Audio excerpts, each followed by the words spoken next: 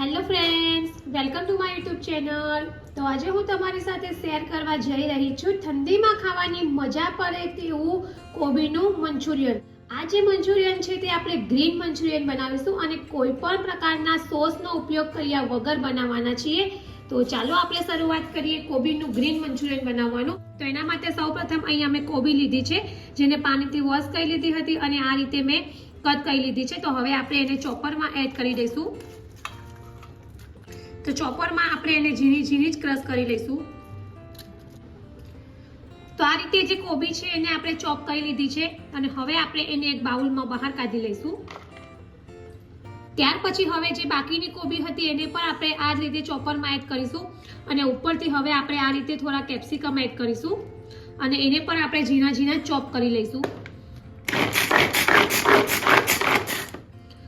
તો આ રીતે જે આપણું કેપ્સિકમ છે અને કોબી છે એ ચોપ થઈને રેડી થઈ ગયા છે, તો તેને પણ આપણે આ બાઉલમાં બહાર કાઢી લઈશું। અને હવે આપણે એક ચોપરમાં મેં અહીંયા એક નંગ ઓનિયન લીધો છે, એને પણ આપણે ચોપ કરી લઈશું। તો આ રીતે જે ઓનિયન છે એ પણ ચોપ થઈને રેડી થઈ ગયો છે, તો એને પણ હવે આપણે આ બાઉલમાં બહાર કાઢી લઈશું। તો આ રીતે આપણે બધું જ બરાબર ચોપ કરી લીધું છે। ત્યાર પછી હવે આપણે તેમાં મરી પાવડર એડ કરીશું, જેનાથી મંચુરિયન છે એનો ટેસ્ટ ખૂબ જ સરસ આવશે। ત્યાર પછી હવે આપણે સ્વાદ મુજબ થોડું સોલ્ટ એડ કરીશું। ત્યાર પછી હવે આપણે તેમાં પાલક એડ કરીશું। તો આ રીતે જે પાલક છે એને મેં પાતળી પાતળી સમારી લીધી છે, તો આપણે એ એડ કરીશું। ત્યાર પછી અહીંયા મેં જીરો સમારેલો ગ્રીન ઓનિયન છે તે આપણે થોડો એડ કરીશું।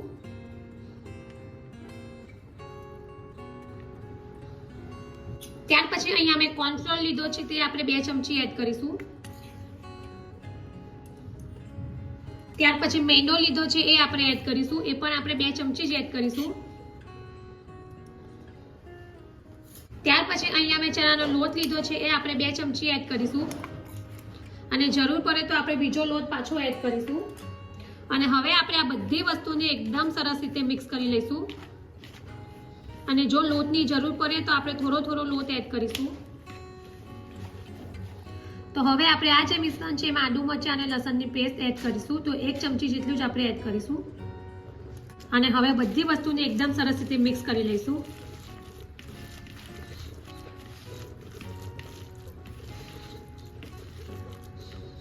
અને હવે આપણે આ મિશ્રણમાંથી આ રીતે નાના બોલ્સ બનાવી લઈશું। તો આ રીતે આપણા નાના બોલ્સ બને છે, તો મીન્સ કે આપણો જે મિશ્રણ છે તે એકદમ સરસ રીતે રેડી થઈ ગયું છે। તો હવે આપણને લોટની બિલકુલ જરૂર નથી। તો હવે આપણે એને ઓઇલમાં ફ્રાય કરવાના છીએ। હવે અહીંયા મેં પહેલેથી જ ગેસ ઉપર ઓઇલને ગરમ કરવા માટે મૂકી દીધું હતું અને હવે આપણે આ જે મિશ્રણ બનાવ્યું છે એમાંથી થોડું મિશ્રણ આ રીતે હાથમાં લઈશું અને આ રીતે આપણે બોલ્સ બનાવી દઈશું અને ગેસની ફ્લેમ આપણે અત્યારે મીડિયમ જ રાખવાની છે। તો આ રીતે આપણે બોલ્સ બનાવી દઈશું અને ઓઇલમાં આપણે એને ફ્રાય કરીશું।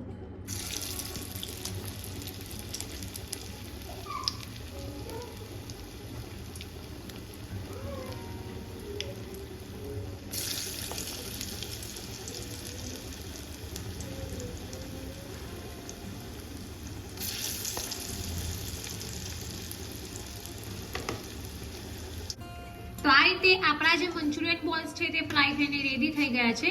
તો આ ટાઈપના થોડા ગોલ્ડન બ્રાઉન રંગના થાય ત્યાં સુધી આપણે એને ફ્રાય કરવાના છીએ અને બીજા બધા બોલ્સને પણ આપણે આ જ રીતે ફ્રાય કરી લઈશું। આ રીતે આપણે બધા જ મંચુરિયનના બોલ્સ છે એને ફ્રાય કરીને રેડી કરી લીધા છે। ત્યાર પછી હવે આપણે આગળની પ્રોસેસ કરીશું। આપણે પાલકની પ્યુરી બનાવીશું। તો એના માટે મેં ગેસ ઉપર એક બાઉલમાં થોડું પાણી લીધું છે, ત્યાર પછી મેં પાલક એડ કરી છે અને પાલકને આપણે બોઇલ કરી લઈશું। આ રીતે આપણી જે પાલક છે તે બોઇલ થઈને રેડી થઈ ગઈ છે। તો હવે આપણે આ સમયે ગેસ બંધ કરી દઈશું અને જે પાલક છે એને આપણે થોડી ઠંડી થવા દઈશું અને ત્યાર પછી આપણે તેને મિક્સચરમાં ક્રશ કરી લઈશું। ત્યાર પછી હવે આપણે મિક્સચર બાઉલ લઈશું અને આ જે પાલક બોઇલ કરેલી છે એ આપણે એડ કરી લઈશું અને હવે આપણે એને મિક્સચરમાં ક્રશ કરી લઈશું, એટલે કે પ્યુરી બનાવી લઈશું।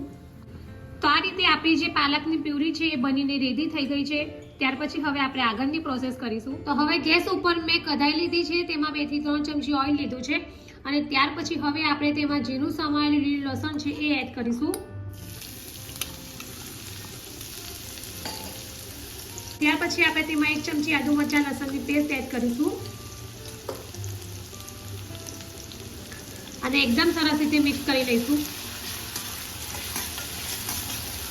અને આ જે પેસ્ટ છે એને આપણે 1 મિનિટ માટે સાંતળી લઈશું.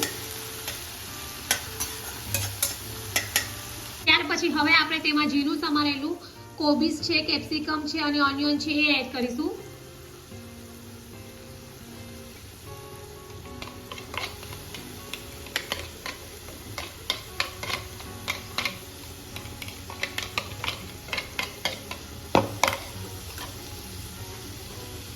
અને હવે આપણે આ બધી વસ્તુને 2 થી 3 મિનિટ માટે એકદમ સરસ રીતે સાંતળી લઈશું. ત્યાર પછી હવે આપણે તેમાં મરી પાવડર એડ કરીશું. ત્યાર પછી હવે થોડી સુગર એડ કરીશું.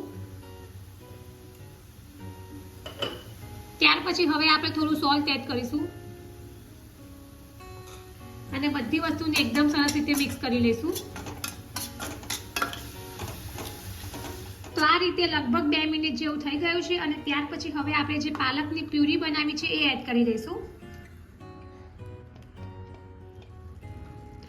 તો આ રીતે હવે આપણે પાલકની પ્યુરીને 1 થી 2 મિનિટ માટે કૂક કરી લઈશું. તો 2 મિનિટ પછી જોઈએ તો પાલક પણ એકદમ સરસ રીતે સતરાઈ ગઈ છે. અને ત્યાર પછી હવે અહીંયા મેં એક બાઉલ લીધું છે જેમાં આપણે 1 ચમચી કોર્નફ્લોર એડ કરીશું. અને ત્યાર પછી હવે આપણે તેમાં થોડું પાણી એડ કરીશું અને સ્લરી બનાવી દઈશું. તો આ રીતે મિક્સ કરી લઈશું. અને આપણી જે કોર્નફ્લોરની સ્લરી છે એ રેડી થઈ ગઈ છે. તો હવે આપણે આ જે સ્લરી બનાવી છે એને આપણે આ રીતે પાલકની પ્યુરી છે એમાં એડ કરી દઈશું. અને હવે આપણે આ રીતે બધું બરાબર મિક્સ કરી લઈશું. ત્યાર પછી હવે આપણે થોડો લીંબુનો રસ એડ કરીશું. તમે વિનેગર પણ એડ કરી શકો છો. અને હવે આપણે એને થોડું ઠીક થવા દઈશું.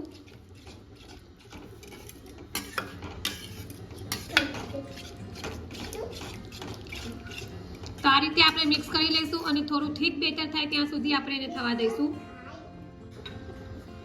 અને ત્યાર પછી હવે આપણે જે બોલ્સ બનાવ્યા હતા મંચુરિયનના એ એડ કરી દઈશું. અને હવે આપણે આ રીતે બરાબર મિક્સ કરી લઈશું. તો આપણું જે ગ્રીન મંચુરિયન છે એ રેડી છે.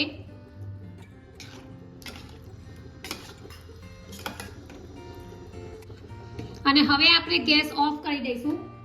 અને લાસ્ટમાં આપણે ઉપરથી થોડો ઓનિયન એડ કરીશું. ત્યાર પછી લીલું લસણ છે એ આપણે એડ કરીશું. ત્યાર પછી થોડી કોથમીર છે એ આપણે એડ કરીશું.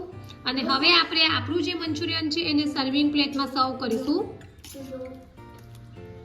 તો રેડી છે આપણું ઠંડીમાં ખાવાની મજા પડે તેવું ગરમા ગરમ ગ્રીન મંચુરિયન, જેને મેં કોઈ પણ જાતનો સોસ વાપર્યા વગર બનાવ્યું છે. બહાર લારીનું ખાતા હોય તે પણ ભૂલી જાઓ એવું મંચુરિયન બન્યું છે. તો ફ્રેન્ડ્સ, તમે મંચુરિયન તો ઘણી વાર બનાવતા હશો, પણ જો આ રીતે ગ્રીન મંચુરિયન ક્યારેય ટ્રાય ન કર્યું હોય તો એકવાર જરૂરથી ટ્રાય કરજો. અને કમેન્ટ બોક્સમાં મને જણાવજો કે તમને મારી આ રેસીપી કેવી લાગી છે. જો તમને મારી આ ગ્રીન મંચુરિયનની રેસીપી પસંદ આવી હોય તો મારી ચેનલને લાઈક અને શેર જરૂરથી કરજો.